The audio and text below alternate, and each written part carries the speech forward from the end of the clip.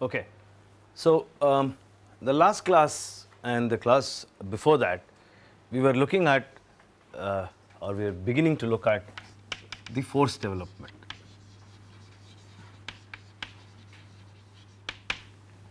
Right. So, that is what we were looking at. It was very clear from a very simple analysis of our free rolling that force development depends upon the deformations in the tread blocks. When we say tread, it includes belt. It's a very loose term that we are using. Okay. So, in other words, all that stiffness in the longitudinal direction put together, we call that as a tread or a tread block here. Right. Yes, stiffness of the tread is very, very important. You saw what's a tread. That's a tread. Even if it's continuous, it doesn't matter. It doesn't matter because we can assume that as if it consists of a number of what we called as bristles. Okay, we represented these treads by means of bristles. It doesn't matter that even if it's a continuous piece. Incidentally, there were some questions in the last class, at the end of the last class. Please note that this is the cut section of a tire, right? It's a cut section of the tire, right? And that section, when you expand it, it becomes the tire, right? It's big. One of the questions is it's big. It looks very different from what we see in the cars. Yes, this is not a passenger car tire. It's a truck tire, right? What we are talking about is a truck tire. Passenger car tires are much smaller. Maybe in the next class we will get the passenger car radial tires.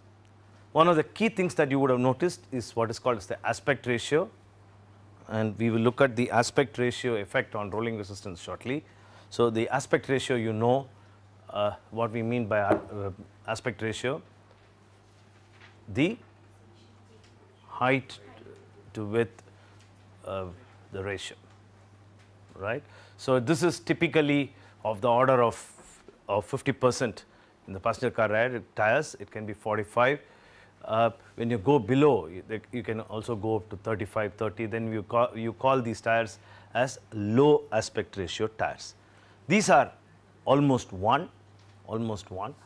So, these tires aspect ratios are much bigger. That these tires, in sense, these truck tire aspect ratios are much bigger. Okay. So, that is one of the things that I wanted to say.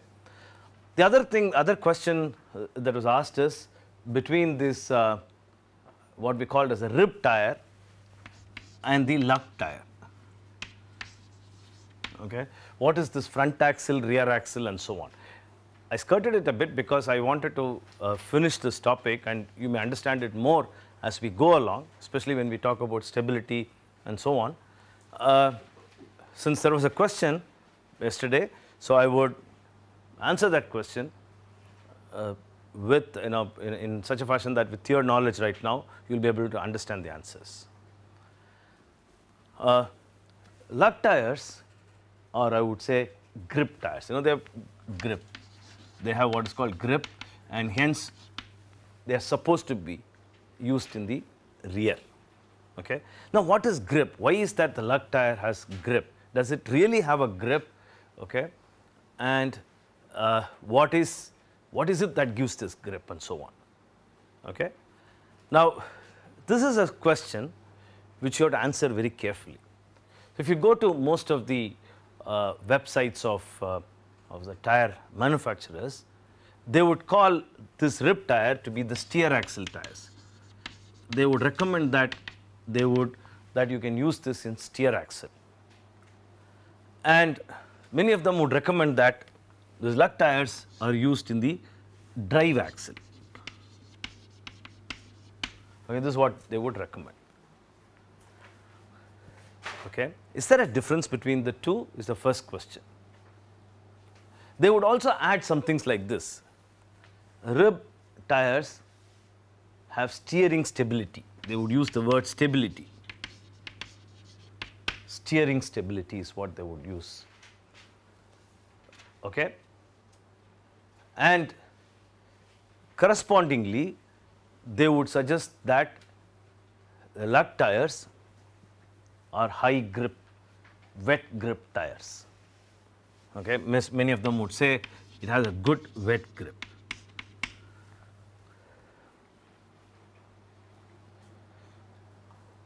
All of them, okay, these statements, all these statements, and then there would be tires which I called as hybrid, which they would call as all-wheel tires, and so on.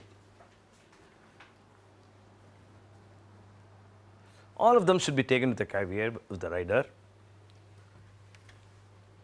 Basically, the most important thing here is this wet grip with a lug tire. Because of the fact that there are channels, if you look at a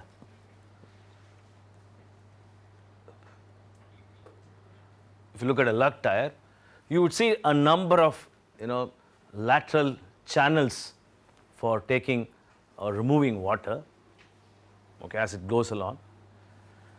What is called as hydroplaning is avoided, okay, in this kind of lug tire.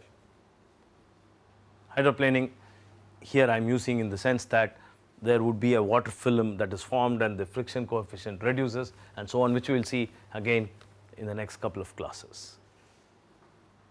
Okay. So, there are channels for the water to be carried, and hence the grip is enhanced by that process, and hence you would say wet grip is high. Strictly speaking,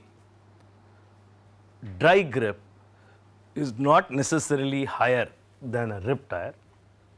In fact, many experiments show that rib tires have good dry grip. Dry grip in the sense that when there is no water, okay, no fine sand and so on, okay, then we say that we have a dry grip, and the dry grip is actually better in a rib tire because you have a lot more rubber that is sitting on the road. Okay. Strictly speaking, that's the case. So now there is a lot of research going on, and there are tires where you have a rib-like tire with a lateral groove in order to carry this water and so on. The grooves are very strategically put. There, I mean, a lot of analysis is done. There's a fluid structure interaction analysis done, okay, in order to understand how the water flows. These grooves are put so that the water is carried. Clear? Usually, the rib tires, there's no rule. Okay, I'm talking about the usual practice. Okay, usually rib tires have lesser, what is called as the non-skid depth. This is called as NSD, non-skid depth. Non-skid depth is this depth. Okay, this depth which is in the groove. This is the non-skid depth. Right? Do you understand that? That is the non-skid depth. So the non-skid depth, okay, or NSD as it is called, is usually for a rib tire lower than that of the lug tire. Okay, this is usual practice. It is lower. In other words, again, under most instances, the rib tires have much less rubber mass when compared to the lug tire. Okay. Basically, because of the fact that this is being used in drive axle, because of the fact that the wear rates are higher, they use it in the and they want it for a higher mileage, and they use a lot more rubber there. Because of the fact that these tires have less rubber, okay, and because of this kind of this construction, usually the rib tires have much or less rolling resistance, and their noise characteristics are much better, much better. Rolling resistance is slightly, here and there. You cannot make a statement out of it. Why I am being very careful in making these statements is because all these statements, okay, are maybe in variance when you have different non-skid depths. In other words, you have to compare apples and apples. If one tire is worn out more and the other tire is not worn out, then these sentences are not valid. and so on. So you have to be very careful in these sentences, okay, and hence all these things you have to understand it with that theoretical background. Clear? As far as the noise is concerned, again, the rib tires have much better noise characteristics when compared to the lug tire. I won't have that's another course. I won't be able to go into the noise aspects, okay. But nevertheless, just understand that the noise levels of a lug tire is much higher than the rib tire. The decibel scale can be as high as 4 to 5 dB. Yes. What do you mean by the noise here? Noise is what? Okay. What is noise? What do I mean by noise? Obviously, all of us, have you stood near a truck? Do you hear the noise as it goes, okay, past you? Now, there are a number of sources of noise in the vehicle, and one of the major source of noise, especially what is called as pass-by noise, as it passes by you will hear that noise, is from the tire, right? We will sort of indicate this towards the end of the course. So it is the noise generated from the tire is what we are talking about. We'll indicate maybe in a half a class what we mean by noise towards the end of the course, but it's a separate topic by itself. Okay. You had a question? Yes, sir. What tires do they use in 4x4 trucks? Yeah, that's exactly what I'm saying, that what are the tires used in, there are two things here, okay. What we are talking about in those kind of trucks, we have drive axles, we have dummy axle, okay, dummy axle, and we have what is called as the steer axle, right. These are the three different types of axles you have, right. So the first rule is that, especially in Indian conditions, unfortunately many people mix tires. Like for example, they would put a nylon.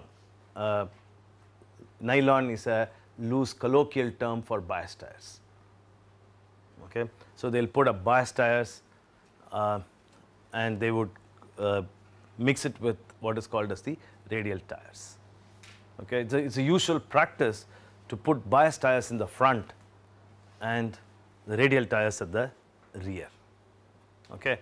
In other words, rib tires are still not very popular in, especially in the Indian market, and they usually put a bias tire in the front, basically because rib tires are extremely sensitive to the camber of the vehicle and as well as the toe. Toe and camber has a large effect on the tire performance, and in fact, the vehicle parameters, as we would call suspension parameters, such as toe and camber, as well as what is called as the axis of thrust, okay, which we will define later. Okay, these things have an important effect on the wear of these rib tires, and these factors usually make the tire not to wear uniformly. Okay, there would be an uneven wear in the tire. Why is it so? Quickly look at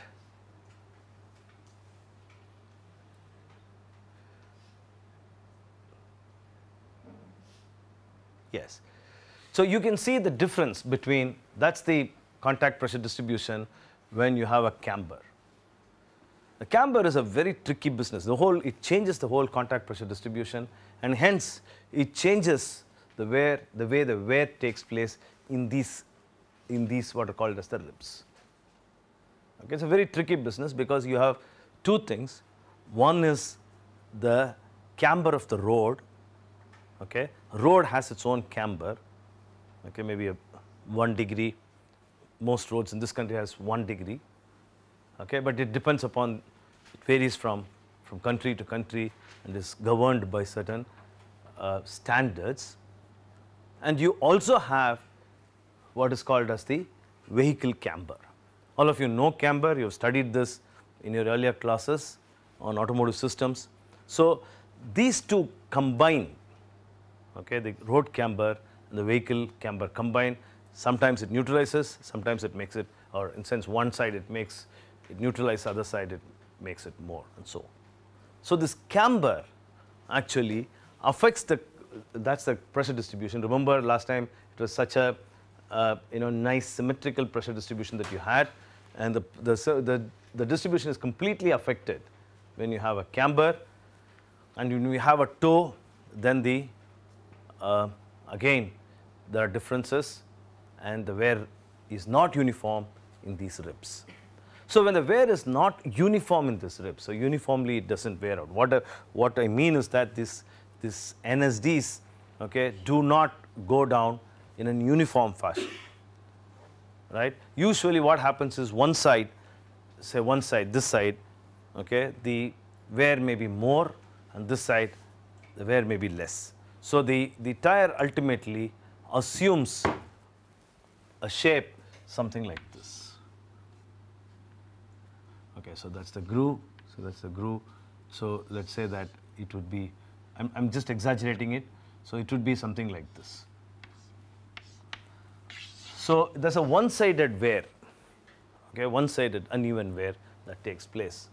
And so the tires are usually rotated from one wheel to the other. There's what is called as a rotation plan, which the vehicle manufacturers or the tire manufacturers, more importantly, give you, so that it is rotated, right? This can happen in lug tires as well, right? Yes. Usually the lug tire, since it is at the rear, you do not have this problem. Okay, so you have a what we call a semi-lug tire, or a hybrid tire between a lug and a rib. Okay, it is something like a semi-lug tire. A typical example, I wouldn't call this, but typical example here is something like this. You have lugs as well as ribs here. Okay, a semi-lug tire is used as an all-wheel vehicle. Even there, many times you would see this kind of uneven wear. Okay, due to certain reasons which we won't be able to discuss now, the bias tires, because of the contact pressure distribution and so on, the bias tires contact pressure distribution is very different. I said that we're not going to go into the details of contact pressure distribution in a bias tire. But because of that, these tires are not very prone to the vehicle geometry, and hence people prefer to put the bias tires in the front. And when they put the bias tires at the front, their rolling resistance definitely is higher, okay, than the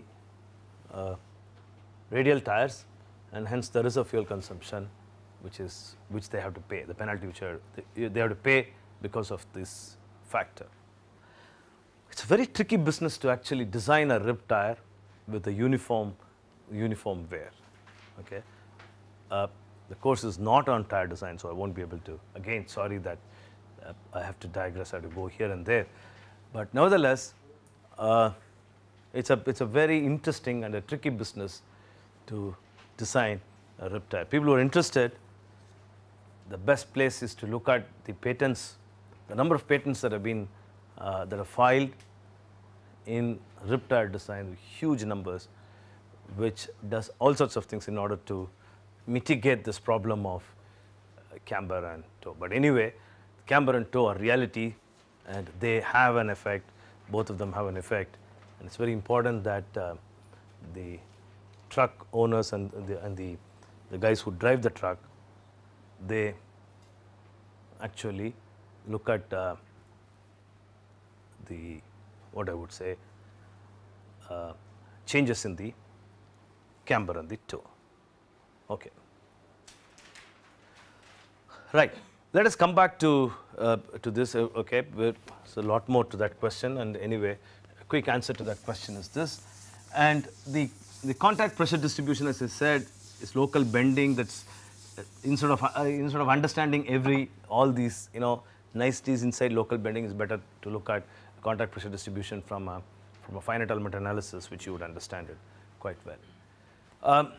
Okay, Now, we have lot more to cover, so let's go a bit fast. Let us understand three things: the traction, braking, and contouring before we derive simple formula in order to appreciate the physics that we are going to bring in here. Okay. One thing is very clear from what we did in the last class or the classes before, that there is a difference in velocity.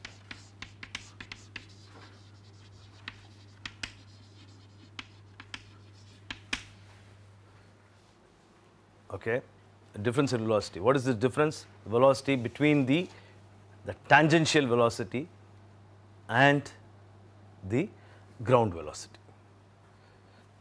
Right? There is a difference in velocity. This is what causes deformation. Right? If the ground velocity Vx happens to be the same as that of the tangential velocity, say let's say that omega Re, okay, is equal to V, that's how we defined, and that both of them are the same. You remember that we had it at a point. Then what would happen to these tread elements?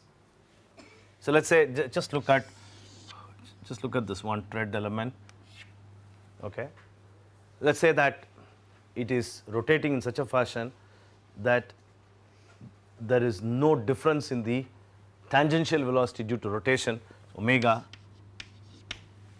versus, difference when compared to the V of the road. There is no difference. Okay, these tread elements are not going to be subjected to any force. Right? They are not going to be subject to any force. So it is this difference which is responsible for braking, traction, as well as, okay, a similar thing we would extend it for what is called as the lateral force. Okay? So it is the deformation which is responsible for all these things, and we are going to define a quantity called slip after some time. Okay? So that we understand first the physics, and then we will put this in. The difference between the tangential velocity and the velocity of the ground. Okay? So that would give rise to a quantity which we would call as slip. Okay? So we can define the slip to be, let me define it. So that's the first quantity that's of interest, what we would call as Vx. Okay? You'll see why we have put a minus there. Vx minus omega Re. That is the difference, and that's what causes the what we call as the deformation, and hence the force. Okay? That can be divided either by, or normalized either by Vx or by omega Re. Okay? Either by Vx or omega Re.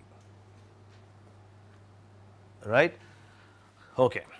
So let us look at what this quantity means. What happens when omega is equal to 0? What happens when omega is equal to 0? Omega is actually the angular velocity. Okay? So what is the condition? We are braking. Worst case of braking, where I have jammed the brakes and the wheel is no more rotating. Okay? In which case, what happens to that slip, maximum slip value, or a minimum value rather, because there is a -1. So -1 is the, what is the minimum value? That happens to be -1. Right? So the braking condition, which is worse, has a slip ratio, it is a slip of -1. Sir, they're not breaking the brigades of stopping. Please note that when we brake, okay, we are not talking when the vehicle completely comes to a halt. When we brake, okay, we are applying the brake, jamming the brake, there has to be a force generated. Okay, that's why we have F is equal to ma.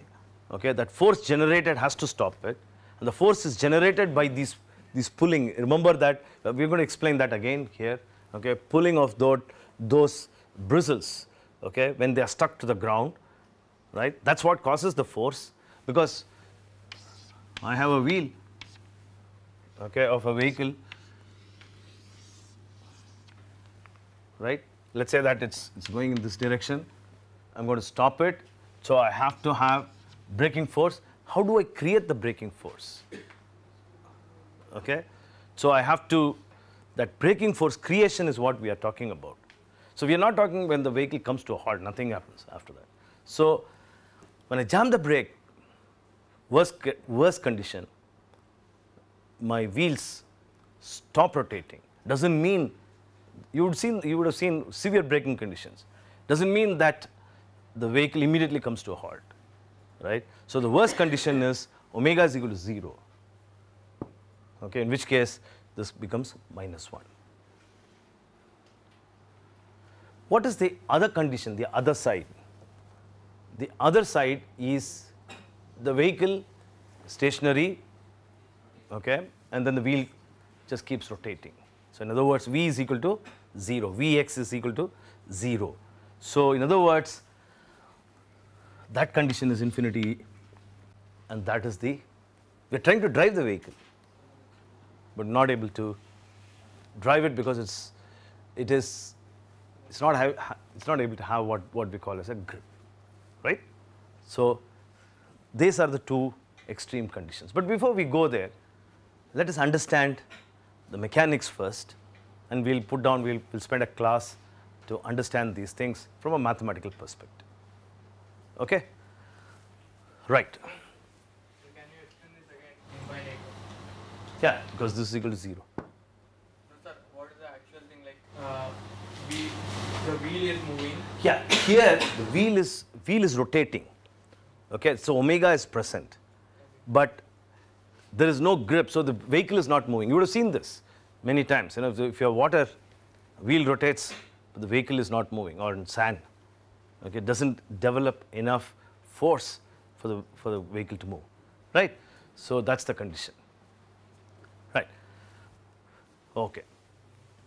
Now let's now understand this and appreciate that there's a very beautiful micro mechanisms that are happening in the tire. Okay. In fact, there's a lot of, I would say, race between various quantities which decides how the tire is going to behave. Clear? Okay. Now, the first thing is pressure. We know this. I'm not going to repeat anything out of this. There's a contact pressure. Okay.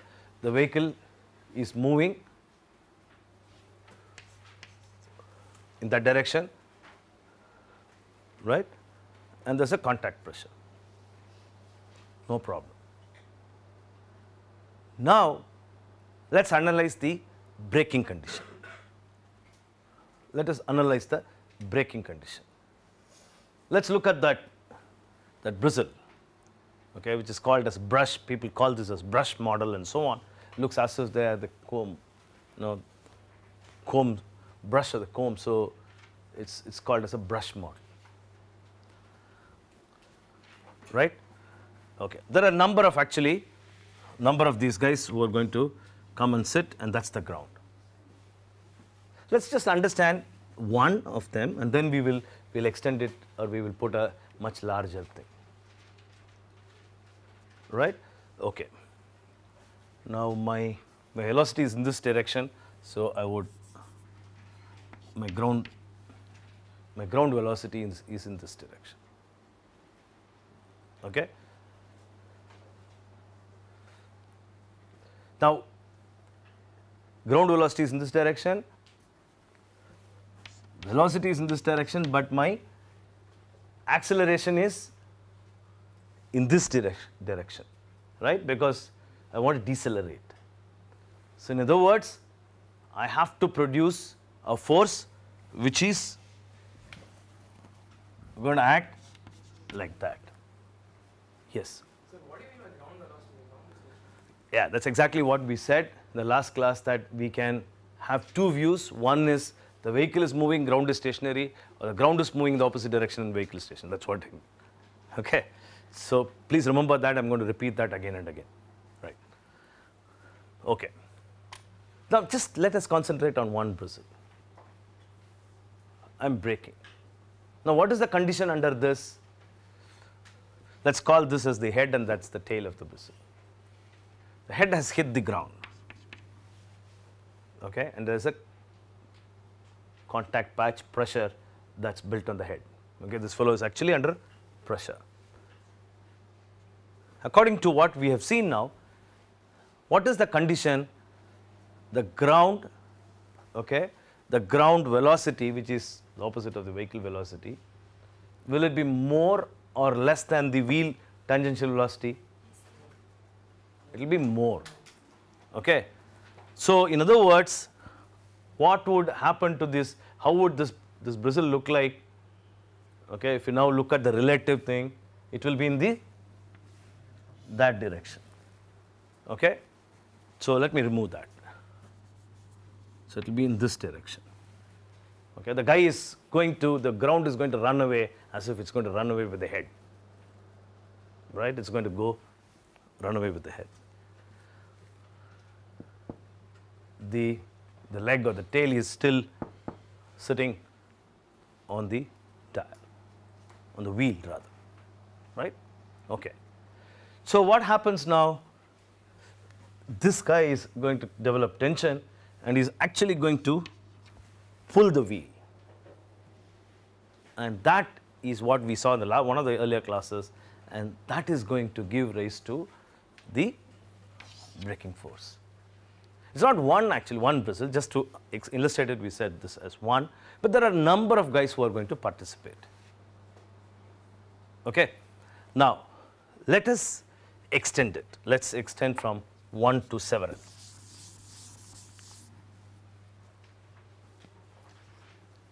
Right. Okay, this is the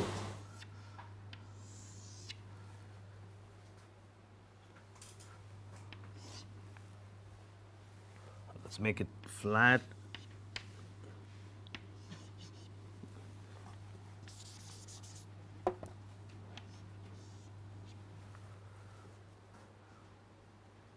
Okay, so the ground is moving like that. It hits, let's say it hits, just realize the ground. So slowly it will, the number of bristles, okay, this is just for illustration we are saying this. They are now going to develop, these are the ones which are going to give you the braking force, fine. But then that force, there is also a force, this guy is not going to leave. There is going to be a equal and opposite reaction, right? Okay. So in other words, there is a tangential force which is generated at the interface between this bristle head, what we call this bristle head, and the ground,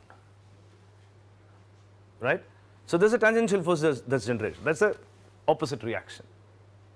If this force overcomes the friction force, what would happen? The guy would slip. This is what we called as micro slip. I'm just repeating it so that things are clear. So he would now slip.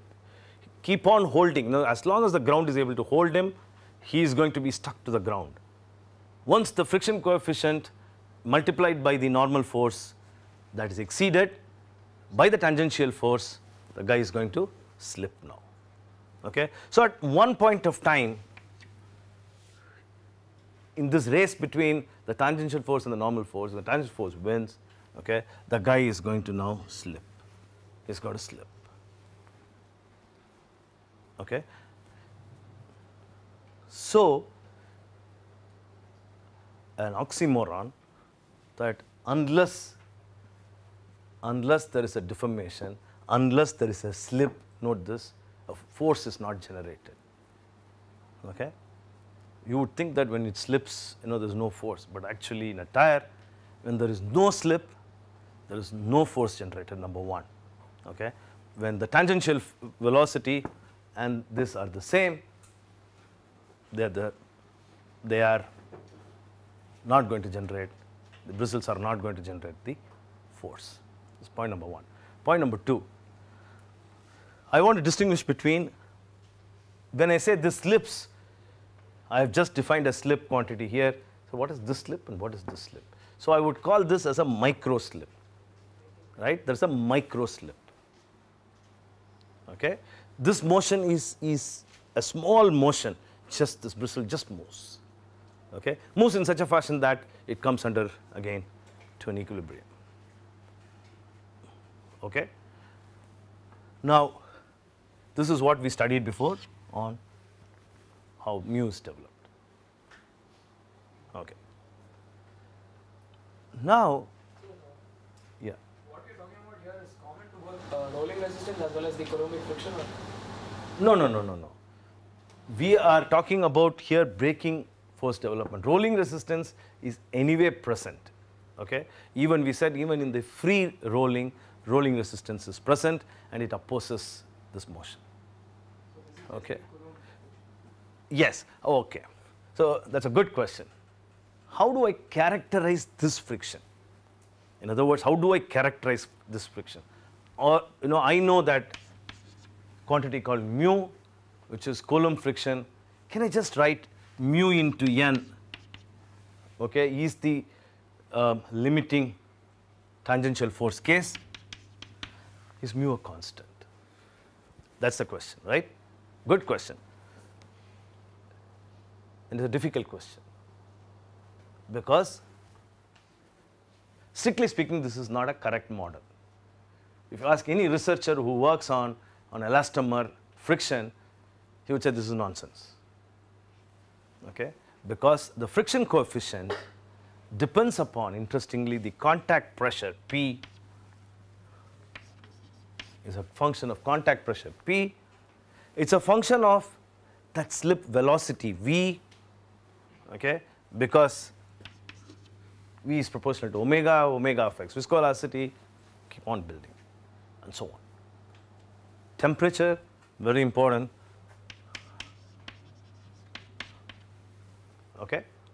And so on. But it's a very difficult factor to take into account these things. So what people do is to follow Coulomb friction and say that the Coulomb friction, for example, for a truck tire is 0.75. Coulomb friction for a motorcycle tire is 1.02, and so on. Right? So we sort of have an approximation which is not necessarily correct.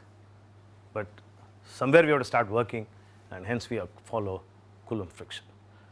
If you go and look at the literature, there is a number of papers on how friction is developed and so on. Is it the same for the rolling resistance? They are also the rolling resistance. Yeah, I said there itself that we will dump everything. We call, at that time when I gave one of the previous lectures, I said we will call this as friction. Right? So the friction, as I said then itself, that viscoelasticity plays a great role. Right? So pressure, velocity of slip, all those things. It gives rise to a number of other phenomena. Let's just move on. Okay? We'll look at this thing quickly. So the first thing is that there is, to summarize, there's a race between the two. So there's a normal pressure, okay? Then there is this Fx, which is this guys pulling, okay? So remember that these are actually different, you can view it as a different conditions also of the same bristle. With time, this same bristle goes through that kind of variation in the tangential force. Clear? So if I now plot the tangential force variation, okay, to be something like that, I keep varying, I keep increasing, I come to a position where the normal force is no more able to sustain this tangential force. So, at that point things are going to undergo a micro slip. When it undergoes a micro slip, okay, so again the forces start now dropping, because micro slip brings it back, the bristles brings it back, and so this elongation now reduces. So, as it happens, there is a drop in the tangential force and so on. Okay. So, that is what happens. Of course, under all these conditions, the omega Re, or in other words, the what we plotted as velocity changes, okay, to similar to what we had done before, or what we had seen before. There is a compression, okay, and the compression reduces the radius, and so all those things happen like what we had seen before. So, you can interpret that from our previous free rolling condition. Okay. Now, what happens is exactly similar in the case of acceleration or traction conditions.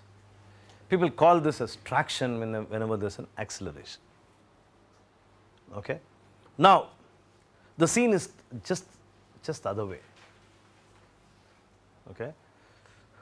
You are accelerating, that means that you have given the acceleration, a torque is generated, okay. The torque moves the revolves or rotates the tire faster than what the ground is moving, and hence this whole thing is the other way. Okay. The bristles are now in this direction, okay, and hence the force that is generated, remember that is the velocity, and I want the traction force to be in this direction. Now, the force that is generated is like that, pulls, okay, and so that will be a traction force. Both braking and traction force is hence generated by that difference. Okay, been telling that again and again because that's a very important concept. Right. This graph and this are exactly similar. Only thing that force directions are different. Again there is a slip, there is a micro slip, and again there is a variation of velocity and so on, right. So, that slip gives rise to a very important and interesting phenomena. Let us now look at, I think I have some slides which gives you, yes. So, that is the longitudinal force development, in braking. That is the longitudinal force development in braking, reaches a maximum, and then you see that towards the end it comes back. Okay. Yeah. That graph, the velocity, I mean, is the velocity going to negative? Yeah, because there will be when there is a change, velocity is not negative in sense it drops below omega or not, r. So, it is not that r becomes negative, obviously not. From omega r, what it starts, okay, it goes to omega re, and then again goes to omega r, and there is a variation in the, see, the whole thing is very simple. It is, what is the basis for this graph? What is the basis for this graph? The basis for this graph is nothing but, no, what is the basis for that graph?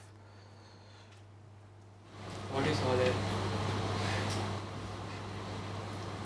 The basis for the graph, you remember in one of the earlier classes we said, is the compression expansion along the circumferential direction. I said, I asked you to go and lie down here, okay, and compression expansion, right. So, that is exactly what is depicted here. It is not that it becomes negative, okay. omega r naught becomes omega re, then goes below omega r naught and then goes again up. Okay. Now, why is this very important? This is very important from one perspective. This is what gives wear to a tire. People keep there's a lot of sanctity to this, what we call as contact pressure in the tire community. Okay, looking at contact pressure, they usually say this is a good contact pressure, this is a bad contact pressure, and this gives you wear and this and that and so on.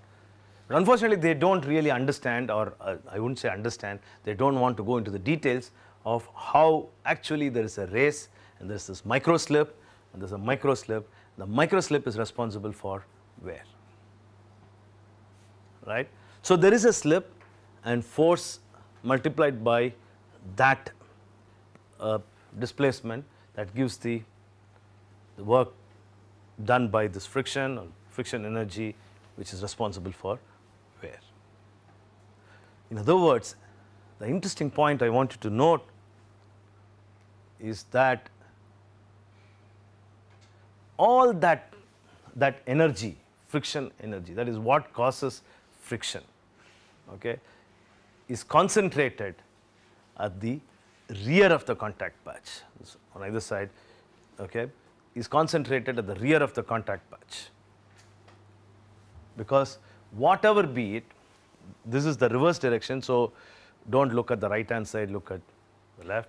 So you would see that whatever be the condition, it is that's micro slip that causes or that gives the energy for wear, and that's responsible for wear. That's why it's very important to understand this race and understand how wear is created in a tire. Clear? Okay. Whenever these wear rates are different in different what we call as ribs or different positions, then we have uneven wear. Okay. These block tires, these tires are prone to what is called as wheel and toe wear. Heel and toe wear. These tires are prone to what are called heel and toe wear, where because of this distribution of pressure, we don't have a graph here, you would see that each block, one side of the block has one wear rate, at the other side another, and so on. So there's an uneven wear even in that blocks, which would give rise to what is called as the heel and toe wear. Okay. We will get into the maths behind it, but before that, we will explain what happens or how is force generated in cornering. Okay? How is the lateral force generated in cornering? Right? So let's say that is the lateral force that is generated. That's actually quite interesting and slightly more complex than what we have seen till now. After all, I need a centripetal force. If I corner a vehicle, I need a centripetal force. Okay? Let us say that is the centripetal force that needs to be generated. Okay? And of course, this is the D'Alembert's force, which you would call as the centrifugal force. Okay? So the centrifugal force, what does it do? It tends to push the wheel, and the centripetal force would now pull or oppose that. Okay? M omega squared R versus the F, or equal to F. Right. Let's see how this force is generated. This is, you have to be very careful in understanding. Imagine that there is also a rotation. Okay? This wheel is actually rotating. So a part of the wheel gets stuck here. Okay? So the guy, again, my good old road is going to hold it.